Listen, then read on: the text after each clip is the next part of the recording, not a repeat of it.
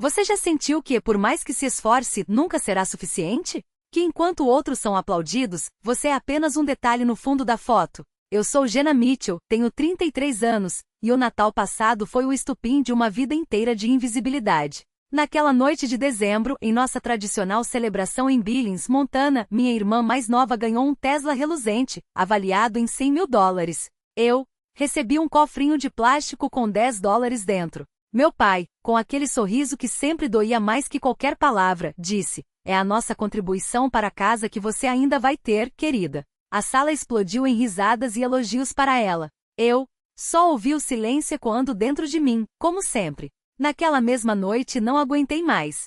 Joguei algumas coisas numa mala, entrei no carro e saí dirigindo pela estrada coberta de neve, sem rumo, sem despedidas. Foi quando o celular vibrou, uma mensagem da minha mãe: "Não esqueça de pagar o aluguel." Aquelas palavras foram como um tapa. Abri o Venmo, devolvi os $10 e digitei, com as mãos trêmulas: "Obrigada pelo presente."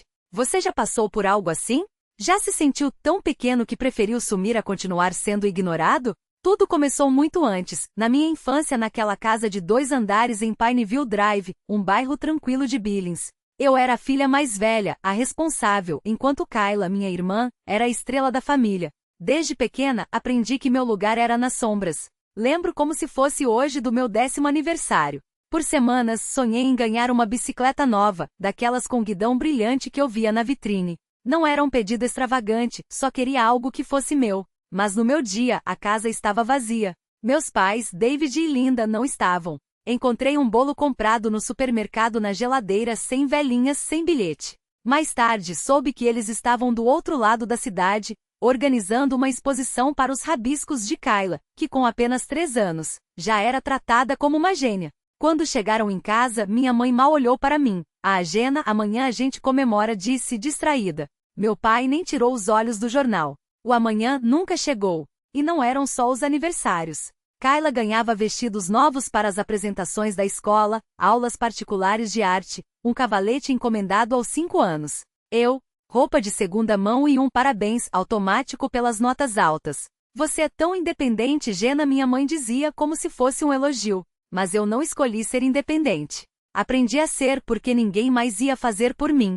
Enquanto eles investiam tempo e dinheiro no talento de Kyla, eu me refugiava no quarto, lendo livros da biblioteca ou rabiscando em um caderno escondido debaixo da cama, com medo de que, se vissem, comparariam com os desenhos dela e confirmariam o que eu já sabia: eu não era suficiente. O único que parecia me enxergar era meu avô, Edward. Ele morava a algumas quadras dali, numa casinha cheia de discos antigos e ferramentas de marcenaria. Todo domingo eu ia até lá, e ele me recebia com um copo de limonada, ouvindo minhas histórias como se fossem as mais importantes do mundo. "Você é esperta como uma lâmina, Jenna", ele dizia, os olhos brilhando.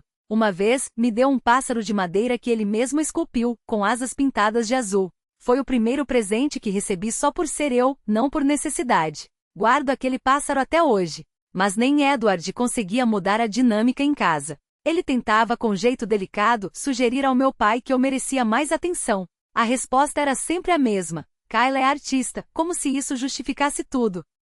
Há uma memória que ainda arde. Aos 12 anos, ganhei um concurso de redação na escola. Corri para casa segurando o certificado com orgulho, ansiosa para mostrar. Encontrei meus pais na sala, extasiados com o último desenho de Kyla, um borrão colorido que ela fizera na escolinha. Esperei. Eles não me viram. Finalmente falei: "Mãe, pai, eu ganhei uma coisa hoje." Minha mãe olhou de relance, sem interesse. "Que bom, filha", e voltou a atenção para Kyla. "Olha esse jogo de luzes, meu amor." Subi para o quarto, escondei o certificado na gaveta e chorei. Só Edward pediu para vê-lo depois, lendo em voz alta com tanto entusiasmo que por um instante me senti importante. Não que eles não me amassem. Só amavam ela mais. Cada conquista minha era ofuscada pelos holofotes que iluminavam Kyla. No ensino médio parei de tentar competir. Me joguei nos estudos, arrumei um emprego numa livraria e juntei cada centavo para a faculdade. Enquanto isso, Kyla ganhava um notebook novo para seus projetos artísticos, e uma viagem para um acampamento de arte em Missoula. Eu ouvia minha mãe gabando-se para as vizinhas sobre sua pequena prodígio enquanto eu era apenas a filha que não dá trabalho. Edward tentava preencher o vazio. Me chamava para jantar, contava histórias de quando era carpinteiro, a voz firme e reconfortante. Uma vez, aos 15 anos, depois de um churrasco em família, ele me puxou para um canto. Você é mais forte do que imagina, Jenna. Não deixe eles te fazerem acreditar que é pequena. Assenti, mas no fundo duvidei. Como poderia me sentir forte se meus próprios pais mal notavam minha existência?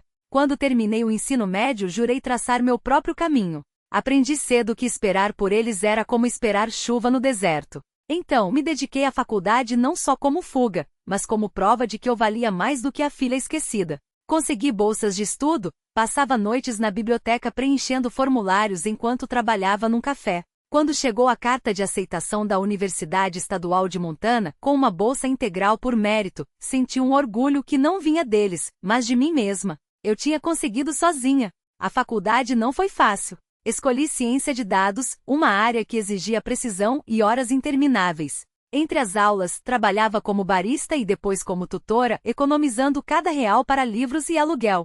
Meus pais? Nem perguntavam como iam os estudos. Estavam ocupados demais com Kayla, que cursava artes em Missoula, tudo pago por eles. Uma vez, liguei para contar que tinha tirado nota máxima num projeto de programação. Meu pai atendeu distraído. Que ótimo, Jenna, e já mudou de assunto. Você soube que a Kayla vai expor num galeria? Desliguei. Minha alegria evaporou. No terceiro ano, consegui um estágio numa startup de tecnologia em Billings. Era exaustivo, depurar códigos, analisar montanhas de dados, mas eu amava. Meu supervisor elogiava minha habilidade de enxergar padrões onde outros não viam. Pela primeira vez, vislumbrei um futuro. Às vezes, ligava para casa na esperança de compartilhar minhas conquistas. Minha mãe sempre desviava. A Kayla está pintando um mural para um café da cidade, como se meu estágio fosse um detalhe sem importância. Parei de ligar. Depois de formada, arrumei um emprego como analista de dados numa empresa de médio porte em Billings. O salário dava para um apartamento pequeno no centro, onde passava as noites aprimorando meus conhecimentos com cursos online de machine learning. Foi então que veio minha grande chance. Desenvolvi um modelo preditivo que economizou centenas de milhares para a empresa. Pela primeira vez, senti que meu trabalho, tinha valor. Mas quando liguei para contar, a reação foi a mesma de sempre. Minha mãe, entusiasmada, cortou minha fala. Que bom, filha. Aliás, a Kayla foi convidada para uma residência artística em Seattle. Mais uma vez, eu era só a coadjuvante na história de outra pessoa. Até aquele Natal. Até o momento em que entendi que por mais que eu crescesse, por mais que conquistasse para eles, eu sempre seria a filha que não precisava de ajuda. A filha que mesmo quando doía, sorria e dizia, tudo bem. Mas não estava tudo bem. E foi por isso que naquela noite gelada decidi que não daria mais desculpas para quem nunca me deu atenção. Saí de casa, devolvi o dinheiro e pela primeira vez na vida, escolhi me colocar em primeiro lugar. E você? Já se sentiu assim? Como se, não importa o quanto se esforce, sempre haverá alguém para roubar seu momento. Conte sua história. Você não está sozinho. Eu tinha conquistado milhares. Meu chefe chamou de revolucionário e me deu um aumento. Pela primeira vez, senti que meu trabalho valia algo. Mas o que eu realmente queria? Que eles vissem. Convidei meus pais para jantar em meu apartamento, ansiosa para compartilhar a notícia. Chegaram atrasados, falando da última encomenda de Kayla, um logo para uma boutique. Ela é tão talentosa, minha mãe disse, mal tocando na comida que eu havia preparado com tanto cuidado. Meu pai acrescentou orgulhoso, seu trabalho está viralizando. Engoli o nó na garganta e não mencionei meu aumento. Não mencionei as horas extras, os projetos que salvavam a empresa, as noites em claro. Porque no fundo já sabia, para eles, eu sempre seria a sombra de Kayla. Foi então que conheci Leslie Reis. Não foi por acaso. Ela era analista sênior, afiada como uma lâmina e gentil como poucas pessoas que já cruzaram meu caminho. Percebi as armadilhas do escritório antes que elas se fechassem sobre mim. Nos aproximamos em noites de trabalho até tarde, entre planilhas e cafés frios. Até que um dia, depois de uma apresentação minha, um dashboard que deixou a equipe de queixo caído, ela me puxou para um canto. Jenna, você está arrasando, disse, com uma sinceridade que me fez parar. Não deixe ninguém te fazer sentir pequena. Foi a primeira vez que alguém enxergou meu esforço sem compará-lo ao de Kayla. Mas a sua irmã. No final da frase. Passamos a almoçar juntas, e eu desabafava sobre minha família enquanto ela ouvia, realmente ouvia. Você está construindo algo incrível, ela repetia. Eles vão se arrepender de não ter visto. Suas palavras eram âncoras. Porque enquanto eu lutava para ser notada, Kayla tinha tudo entregue. O apartamento pago, os materiais de arte, as viagens para feiras. Meus pais postavam fotos dela em galerias, sorrindo como se fossem eles os artistas. Uma vez os encontrei em um café em Billings. Eu acabara de fechar um projeto exaustivo no trabalho e só queria um café antes de ir para casa. Minha mãe me viu e acenou, empolgada. Jenna, você tem que ver o novo portfólio da Kyla, disse, já puxando o celular. Não perguntaram sobre meu dia. Não perguntaram sobre mim. Saí de lá com um sorriso colado no rosto e um grito abafado na alma. Leslie percebeu a mudança. Em uma noite depois de alguns drinks confessei como me sentia, invisível. Ela se inclinou, os olhos firmes nos meus. Você não é invisível, Jenna. Você é uma estrela no trabalho e conquistou tudo sozinha. Isso é poder. Aquelas palavras doíram porque eram verdadeiras. Pela primeira vez comecei a acreditar que meu valor não dependia do aplauso deles. Leslie se tornou mais do que uma colega. Foi a amiga que me viu quando minha própria família se recusava a enxergar. Aos poucos, subi na carreira. Passei a liderar projetos, a palestrar em eventos do setor. Cada conquista era uma vitória, mas, confesso, ainda havia uma parte de mim que torcia para que um dia eles notassem.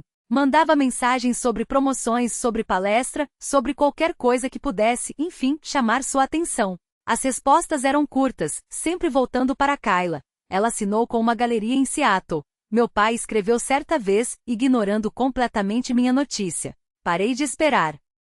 Quando o Natal se aproximou, uma centelha de esperança teimou em acender. Talvez desta vez, pensei. Me joguei de cabeça nos preparativos. Meu apartamento virou uma fábrica de presentes, embalagens perfeitas, laços impecáveis, cartões escritos à mão.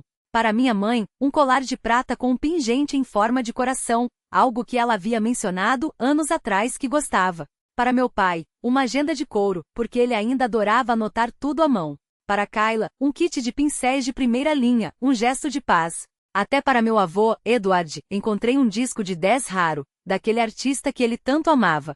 Cada presente era um pedido silencioso, por favor me vejam. Mas não era só isso. Ajudei minha mãe com o cardápio, sugeri a torta de noz pecan que ela adorava, me ofereci para levar a salada de cranberry caseira. Eu cuido de tudo, disse, forçando um tom animado, enquanto ela falava mais uma vez sobre os projetos de Kyla. Passei uma noite inteira testando receitas, determinada a contribuir com algo que, enfim, os fizesse lembrar de mim. Leslie notou minha agitação. Você está se doando demais, ela disse, enquanto tomávamos café uma manhã. Eles não sabem a sorte que têm. Sorri, mas a dúvida já estava plantada. Será que sabiam? Na véspera do Natal, o misto de excitação e medo era quase insuportável. Imaginava o momento de trocar os presentes. Meu pai elogiando a agenda, minha mãe abraçando-me pelo colar, Kyla, quem sabe, agradecendo pelos pincéis.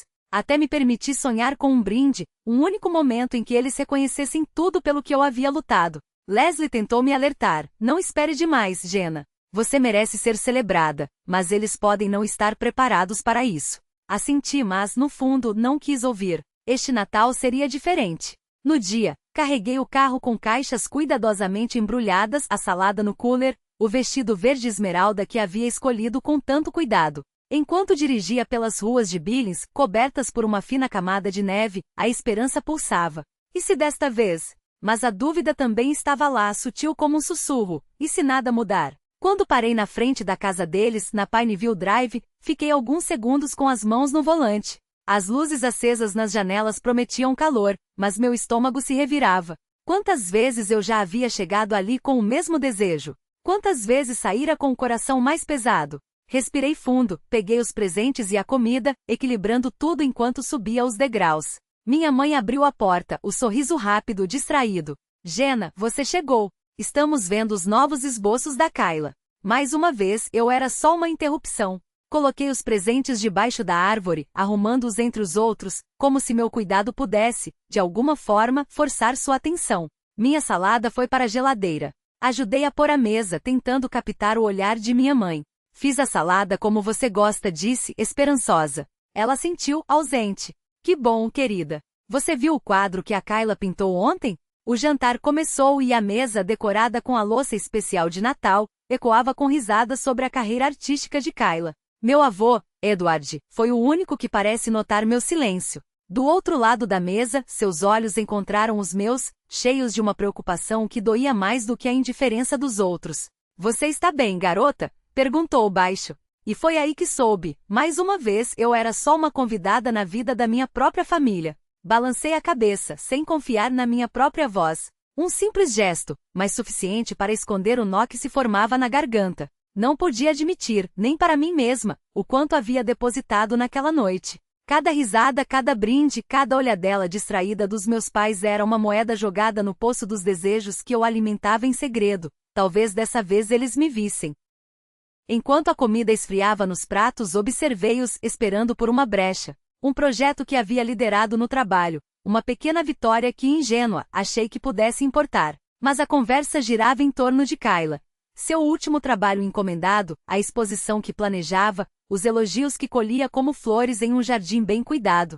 Fiquei quieta, a esperança ainda pulsando teimosa como uma vela que se recusa a apagar. Me sentei perto da árvore, observando-os, minha mãe ajustando o chale nos ombros, meu pai rindo de algo que Kayla disse, meu avô Edward com os olhos semicerrados, como se pressentisse a tempestade que se formava dentro de mim. O cacau quente queimava as mãos, mas o frio era outro, aquele que nasce da certeza de que, mais uma vez, você é só um pano de fundo. A troca de presentes começou. O chão desapareceu sob um mar de papéis de embrulho rasgados, fitas brilhantes jogadas ao léu. Distribui meus presentes com dedos trêmulos, o colar de prata para minha mãe, que ela segurou por um segundo antes de deixá-lo cair sobre a mesa de centro. A agenda de couro para meu pai, folheada com um legal Gena murmurado sem nem sequer levantar os olhos, os pincéis de aquarela para Kayla, desembrulhados com um aceno de cabeça antes que ela voltasse a digitar no celular. Só meu avô pareceu realmente comovido, erguendo o disco de jazz que lhe dei com um sorriso que iluminou seu rosto enrugado.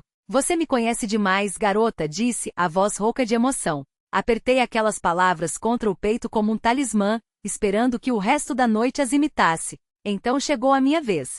Minha mãe estendeu uma caixa pequena, o sorriso tão forçado que doía. Isso é de todos nós, anunciou. Rasguei o papel com dedos que de repente pareciam não me pertencer. Dentro, um cofrinho de cerâmica barata em formato de porquinho cartoon, com uma nota de $10 enfiada na fenda. Fiquei paralisada, o cérebro lutando para entender. Meu pai inclinou-se para a frente, o rosto iluminado por um orgulho que me era incompreensível. É a nossa contribuição para a sua casa futura, docinho disse, como se acabasse de me entregar as chaves de um castelo. O silêncio que se seguiu foi tão denso que dava para cortar com a faca do bolo de Natal. Senti o rosto queimar, a vergonha subindo pela garganta como Billy. Um cofrinho. $10. Depois de tudo. Depois de cada jantar que paguei sozinha, cada conta que quitei sem ajuda, cada sacrifício que fiz para provar, para quem afinal? Que era capaz. Antes que pudesse processar, foi a vez de Kayla. Meu pai levantou-se, quase saltitante de excitação. Esse é especial, anunciou, entregando-lhe um envelope elegante. Kayla o abriu, os olhos arregalados ao puxar a chave com o logo da Tesla. Está na garagem, meu pai declarou, e o quarto explodiu em gritos. Kayla correu para fora, seguida por meus pais, que riam como se tivessem acabado de ganhar na loteria. Eu o segui entorpecida, os pés pesados como chumbo. Lá estava ele, um Tesla 0 km, reluzente sob a luz do poste, um presente de $100 mil. Kayla abraçou meu pai, depois minha mãe, a risada dela ecoando na noite como um troféu. Fiquei imóvel, o cofrinho ainda na mão, seu peso irônico, um lembrete grotesco de tudo que não era meu. Voltei para dentro, onde a festa continuava. Kayla não parava de falar do carro, meus pais recontavam, orgulhosos, como haviam economizado por meses para surpreendê-la. Sentei-me no sofá, as palavras deles batendo contra mim como ondas em um naufrágio, a nossa contribuição para sua casa futura. A frase doía como um tapa. Eu havia construído uma carreira, pago minhas contas, sobrevivido sozinha, e para eles, $10 eram o suficiente. Meu avô me observava. Seu rosto, sulcado por décadas de histórias, estava marcado por uma preocupação que não queria ver. Gena, começou a voz baixa, mas balancei a cabeça. Não queria sua piedade. Não queria nada daquele lugar. Me levantei, fingindo juntar os pratos, mas minhas mãos tremiam. No balcão da cozinha, o cofrinho parecia zombar de mim. A dor ferveu, transformando-se em algo afiado, cortante. Abri o Venmo, digitei o nome do meu pai e enviei os $10 de volta com uma mensagem seca, obrigada pelo presente. Hesitei por um segundo antes de apertar enviar, um gesto final, como trancar uma porta que nunca mais seria aberta. Não me importava se viriam naquela noite ou no dia seguinte. Era a minha maneira de dizer que estava acabado.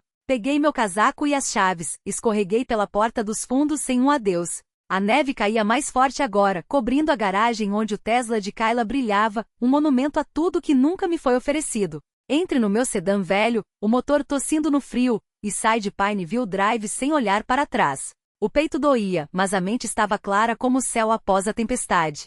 Não voltaria. Não para aquela casa, não para aquela vida. Billings desapareceu no retrovisor enquanto eu seguia para Bozeman, 2 horas de distância, sem plano, sem destino, só com a necessidade urgente de fugir. Não sabia o que viria depois, mas sabia que não poderia ficar. As ruas silenciosas de Bozeman me receberam depois da meia-noite. Havia deixado tudo para trás, a família, a indiferença, a facada daquele Natal, e me encontrei em uma cidade estranha, buscando um lugar para respirar. Estacionei em frente a um diner 24 horas, a placa de neon zumbindo suavemente na escuridão. Entre o calor batendo no rosto, e deslizei para uma cabine, pedindo um café para acalmar os nervos. Minhas mãos ainda tremiam, não pelo frio, mas pelo peso de ter cortado o último fio que me prendia àqueles que deveriam me amar. O diner estava quase vazio, alguns viajantes noturnos, uma garçonete cantando baixinho.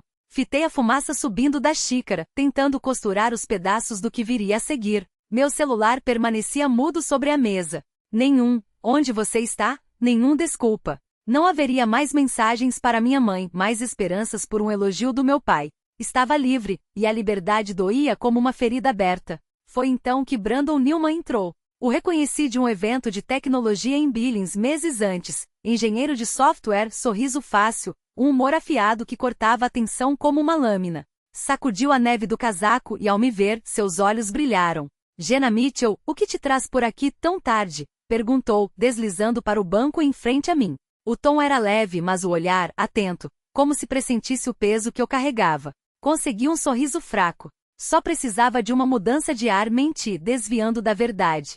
Ele não insistiu. Pediu um café, acomodou-se, e por um tempo falamos de coisas sem importância. O trabalho, o tempo, as excentricidades de Bozeman. Mas havia algo no zumbido suave do diner, na presença calma de Brandon, que fez as palavras escaparem de mim como água por uma fissura. Contei sobre o Natal, o cofrinho, o Tesla de Kayla, a frase do meu pai, nossa contribuição para sua casa futura, que ainda queimava como ácido. Minha voz quebrou, mas não parei. Brandon ouviu, o rosto sério, porém sem julgamento. Quando terminei, inclinou-se para a frente. Isso não é justo, Jenna, disse. Mas você é mais do que os erros deles. Você construiu uma vida que eles nem sequer conseguem alcançar. Suas palavras caíram como uma faísca na escuridão.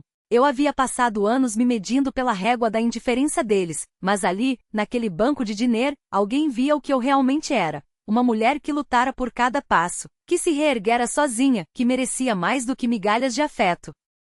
Falamos por horas. A conversa deslizou da minha dor para a história dele, como deixará uma cidade pequena onde ninguém acreditava em seus sonhos, como recomeçar em Bozeman com nada além de uma mala e uma ideia. Você não precisa da aprovação deles para ser inteira, disse, a voz firme. Concentre-se no que te faz sentir viva.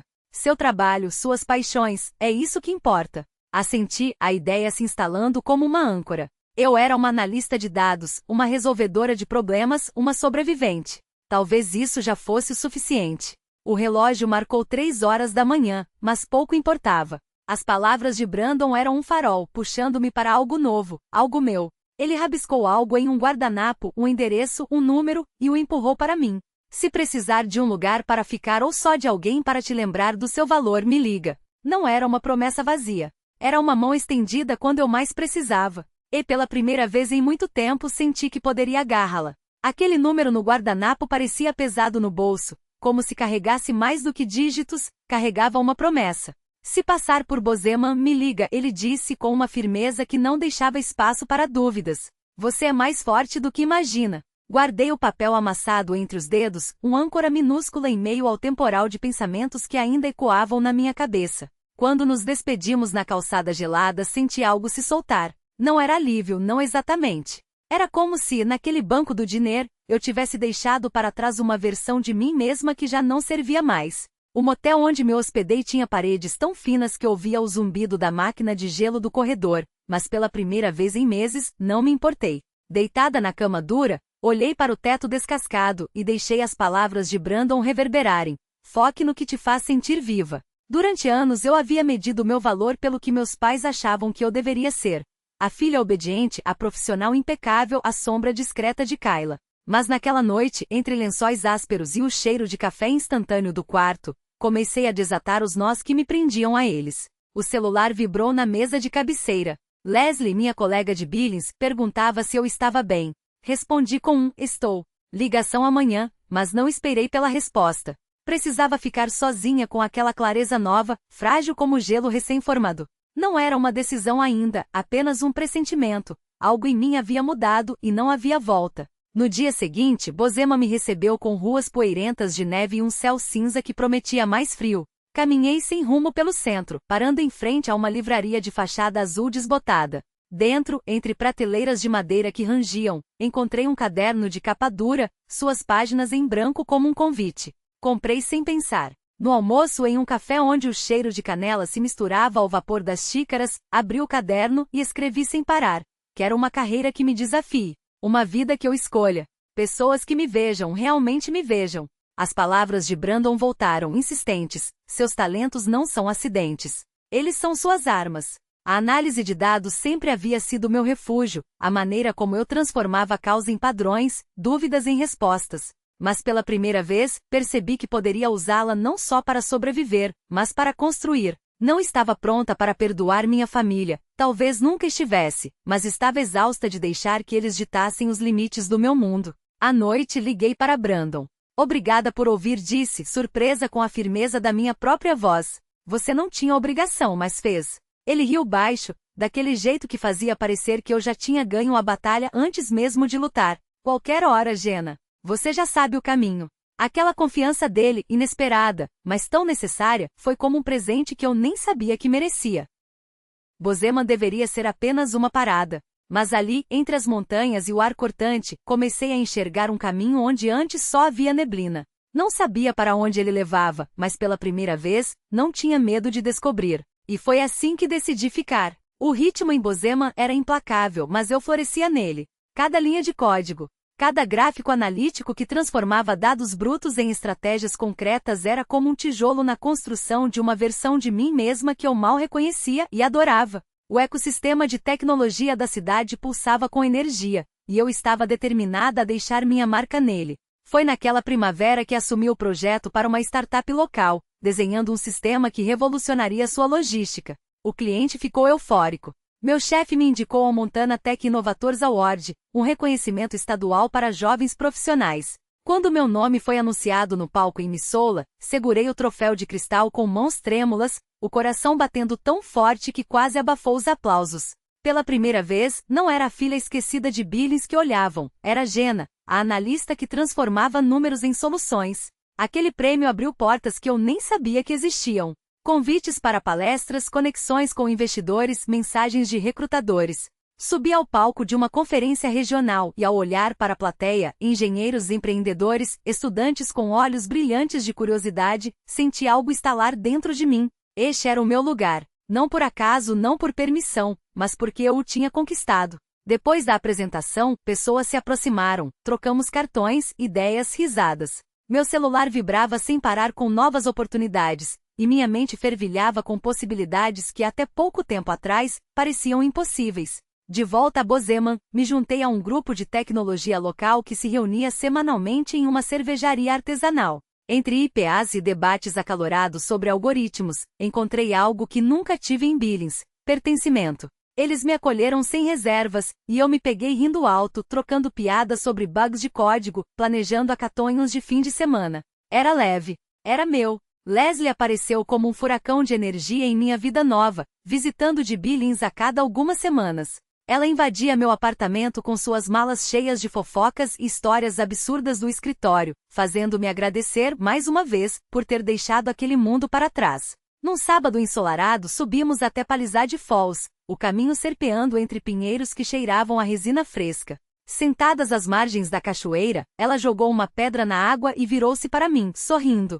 Você está arrasando, Jenna. Esse prêmio, a conferência, é como se nada pudesse te parar. Ri envergonhada, mas suas palavras ecoaram em mim como uma verdade que eu ainda estava aprendendo a aceitar. Leslie me vira no fundo do poço. Agora me via voar. Brandon se tornou outro pilar nessa vida que eu construía. Nossa amizade, nascida naquela noite no diner, se fortaleceu com mensagens à meia-noite e cafés compartilhados. Ele se mudou para Bozeman por causa de um novo emprego e passamos a nos encontrar com frequência, hambúrgueres em um boteco ruidoso, caminhadas à beira do rio Gallatin, silêncios cômodos que falavam mais que palavras. Uma tarde, enquanto o sol pintava o céu de laranja, ele se virou para mim no banco onde estávamos sentados.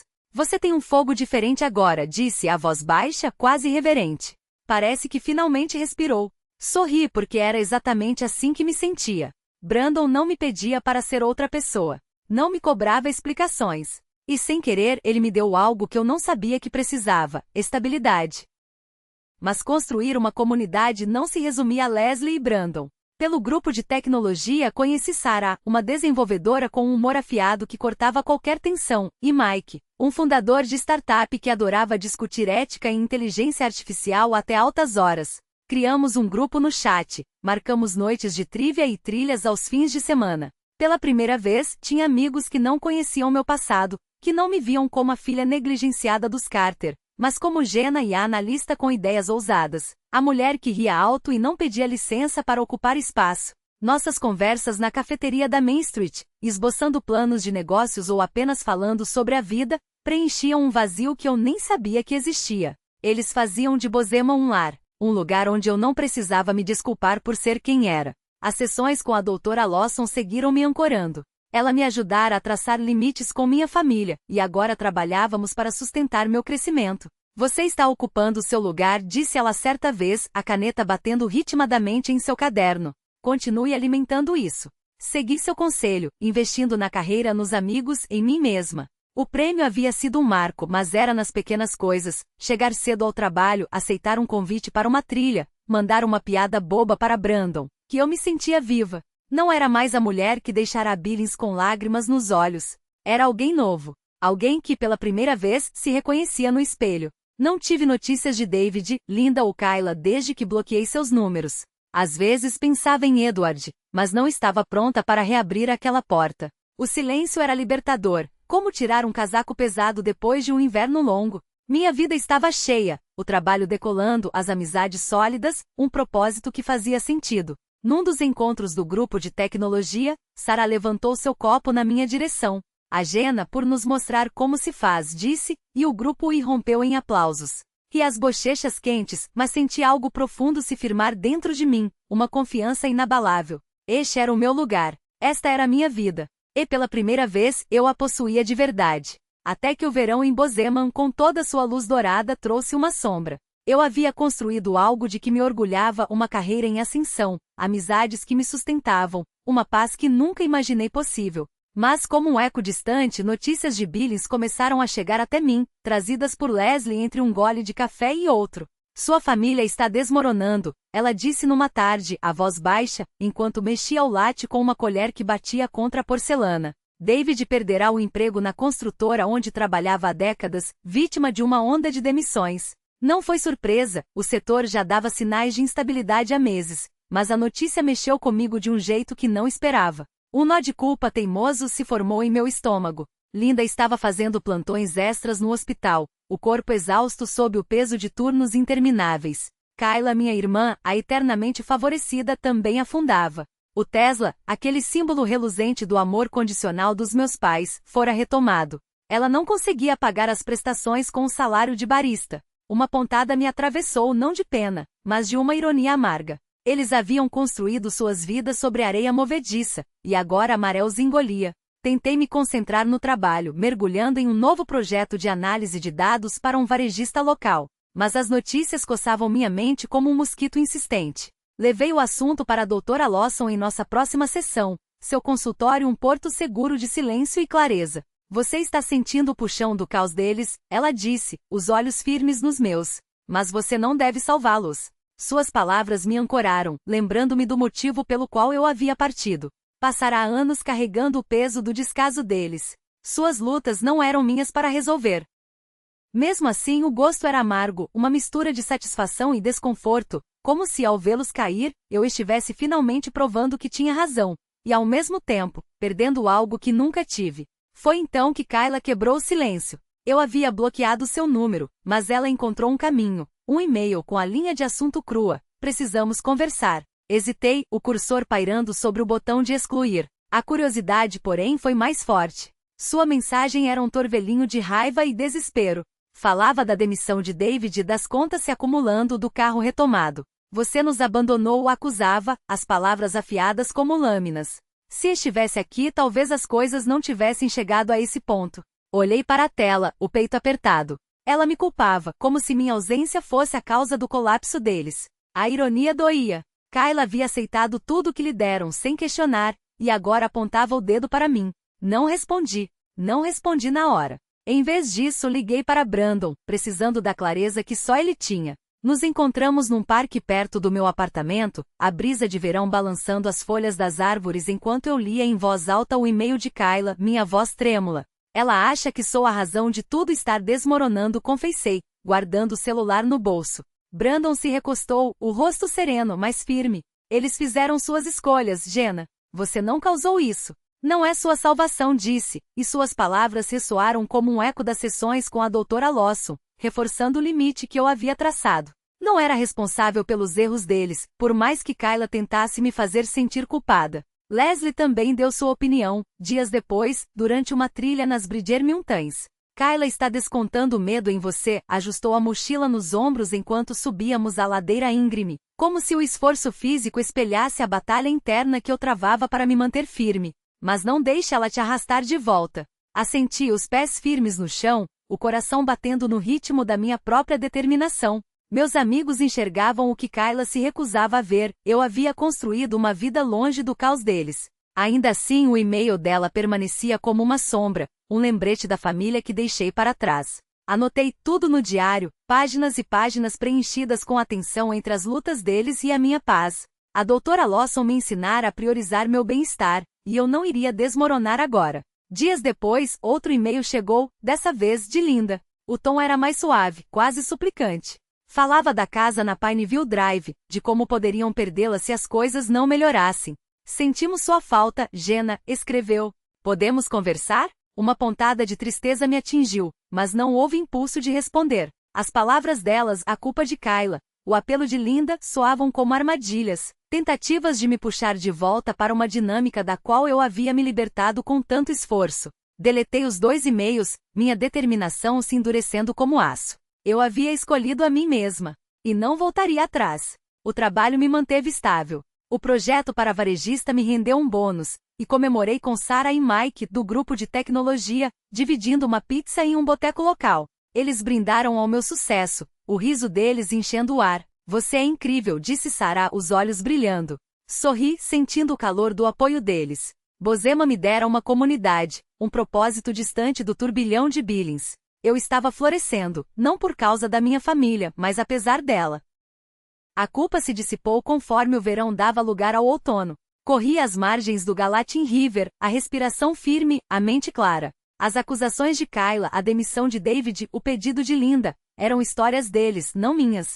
Falei sobre isso com a doutora Lawson, que assentiu com aprovação. Você está mantendo seus limites, disse, a voz acolhedora. Isso é força. Sentia nas entranhas uma certeza inabalável, eu era suficiente sem a aprovação ou a culpa deles. Brandon e eu nos aproximamos ainda mais, nossa amizade um porto seguro.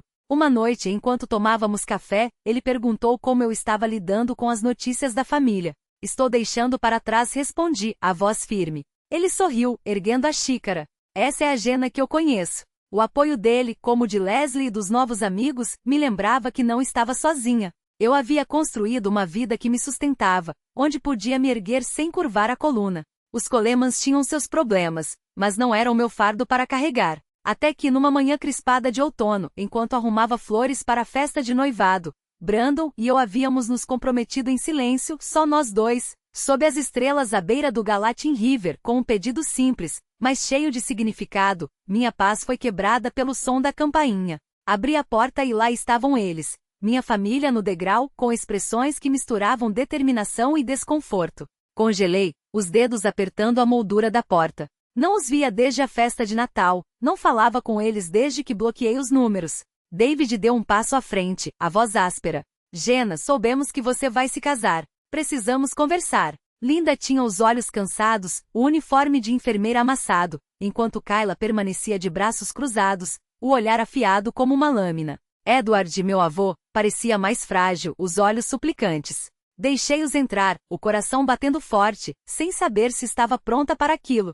Sentamos na minha pequena sala, o ar pesado de tensão. David foi o primeiro a falar, o tom carregado. As coisas estão difíceis, Jenna. Perdi o emprego, mal estamos nos mantendo. Só queremos fazer parte da sua vida de novo. Linda concordou, a voz baixa. Sentimos sua falta, querida. Esse casamento é uma chance de recomeçar. Kayla permaneceu em silêncio, os olhos percorrendo meu apartamento como se avaliassem cada planta, cada estante que eu havia tornado minha. Edward se inclinou para a frente, as mãos entrelaçadas. Jenna, sei que as coisas deram errado, disse, a voz firme, mas gentil, mas família é família. Conserte isso antes que seja tarde. Suas palavras carregavam o peso dos anos, do avô que um dia me dera um cofrinho para me ensinar o valor das coisas. Quis acreditar nele, sentir o puxão da reconciliação, mas a dor ainda estava viva, o favoritismo, o Tesla, os anos em que fui invisível. Respirei fundo, as mãos firmes. Construí uma vida aqui, afirmei, a voz inabalável. Não preciso mais da aprovação de vocês. Kayla soltou uma risada amarga, finalmente quebrando o silêncio. Acha que é melhor que a gente, não é? Fugiu, nos deixou lidar com tudo sozinhos. Suas palavras doíram, ecoando o e-mail de meses atrás, mas não recuei. Vocês fizeram suas escolhas, Kayla, respondi sustentando seu olhar. Não sou responsável pelos erros de vocês. O rosto de David se contorceu. Somos sua família, Jenna. Não pode nos cortar assim. Linda estendeu a mão para mim, mas me afastei. Vocês me cortaram muito antes de eu ir embora, disse, a voz calma, mas cortante. Deram tudo a Kayla e esperaram que eu fosse grata pelas sobras. O silêncio tomou conta da sala, a verdade pairando como uma lâmina entre nós. Os olhos de Edward brilharam, mas ele não argumentou. Também vira o favoritismo, mesmo que tivesse tentado mediar. Levantei-me, caminhando até a janela, precisando de espaço.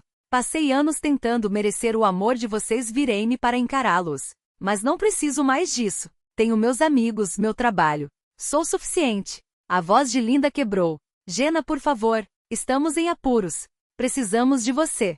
Balancei a cabeça, imóvel. As dificuldades deles eram reais, mas não era o meu peso. Já havia carregado a negligência deles por tempo demais. Edward tentou mais uma vez, a voz mais suave. Só quero que sejamos uma família de novo. Estendeu o braço em minha direção, mas recuei, a resolução intacta.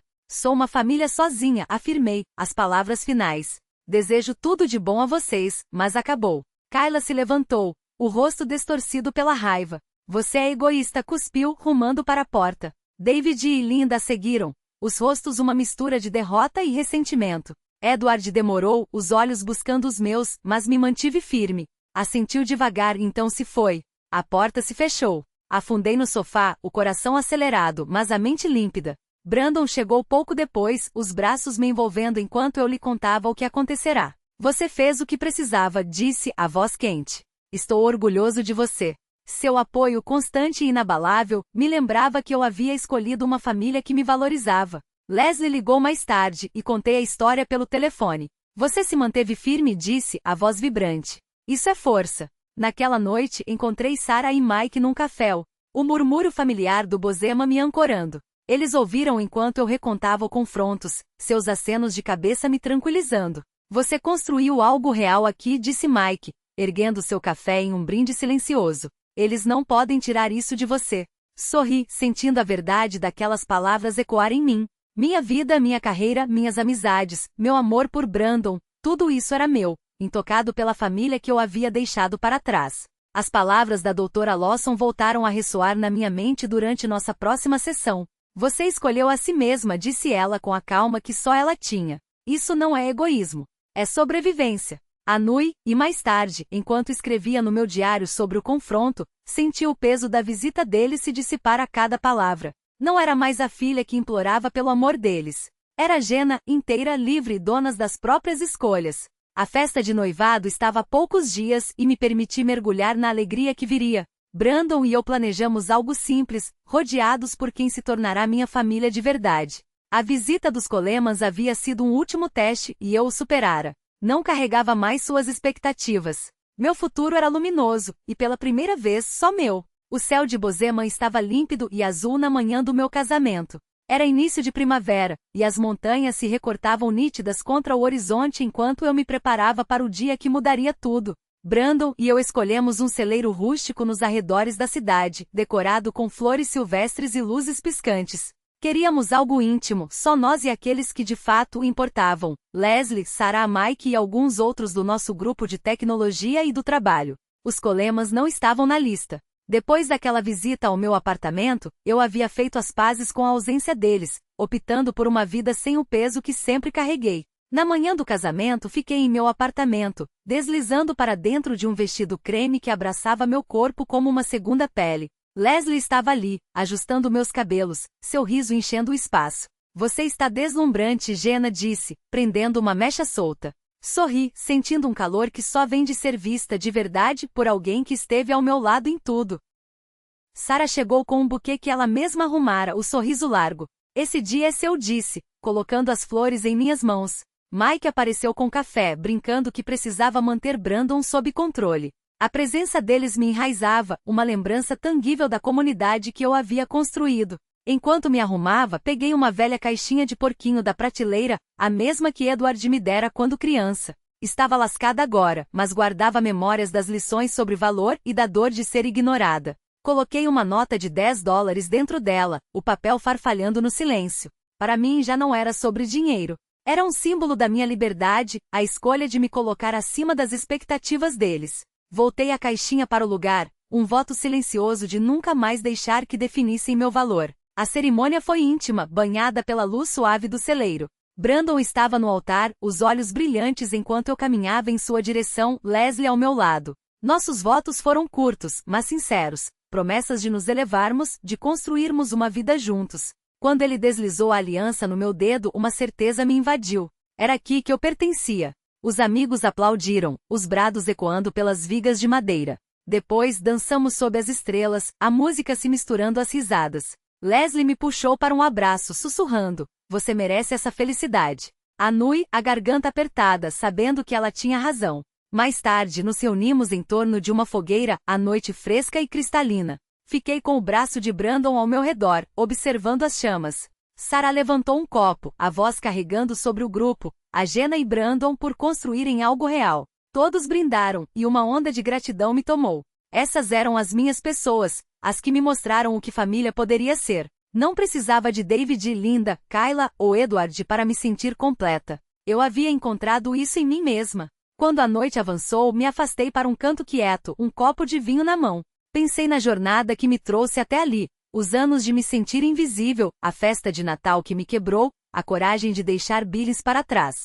Eu reconstruir a minha vida em Bozeman, peça por peça, através do trabalho, da terapia, das amizades. As palavras da doutora Lawson voltaram. Você escolheu a si mesma. E eu fizera. Isso me levou até aquele momento, cercada por um amor sem condições. Voltei para o grupo e me sentei ao lado de Brandon. Ele apertou minha mão, o sorriso terno.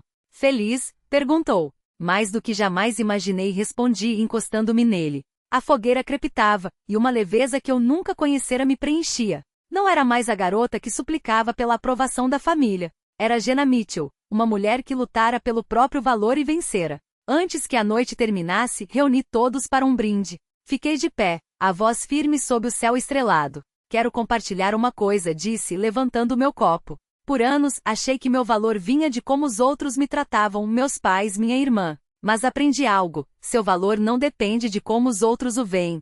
Às vezes, é preciso se afastar para se encontrar. Meus amigos anuíram, os rostos aquecidos pela compreensão. Os olhos de Leslie brilhavam, e Mike deu uma palma discreta. Terminei, a voz clara, a escolher a nós mesmos. A construir vidas que nos tornem inteiros. O grupo ergueu os copos, as vozes ecoando as minhas. A caixinha de porquinho estava sobre uma mesa próxima, uma pequena lembrança de onde eu começara e do quanto havia caminhado. Aqueles $10 não eram apenas dinheiro. Eram uma declaração. Eu deixará para trás uma família que me diminuíra. E em seu lugar, encontrar uma vida que me elevava. Bozeman, com suas montanhas e céus abertos, era meu lar. Brandon, Leslie, Sarah, Mike, eles eram minha família, não por sangue, mas por escolha. Enquanto o fogo se apagava, olhei para Brandon, seu rosto iluminado pelo brilho que restava. Começaríamos nossa vida ali, num lugar que eu tornará meu. Os Colemans eram uma memória distante, suas lutas e acusações não mais meu fardo. Eu carregara o peso deles por tempo demais. Agora era livre. Livre para amar, para crescer, para ser. Esta era a minha história. E eu escrevera o final.